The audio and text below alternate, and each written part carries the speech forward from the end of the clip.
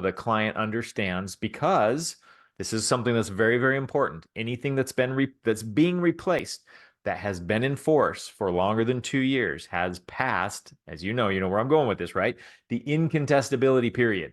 Every life insurance policy out there has a 2-year incontestability period, which basically means if you pass away inside of that time, then the insurance carrier has the right to do an investigation.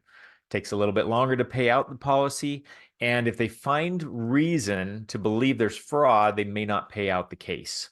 So after 2 years, it's considered ironclad. They don't do the investigation, they just pay out the policy. So you want to make sure if the policy is recent, it's a lot easier to replace. But if it's been in force for a long time, not only are the rates going to be harder and harder to beat, because rates from a long time ago are a lot harder, are a lot less expensive than rates today, but you may be doing them a disservice by removing them out of that incontestability period. So please be careful with that.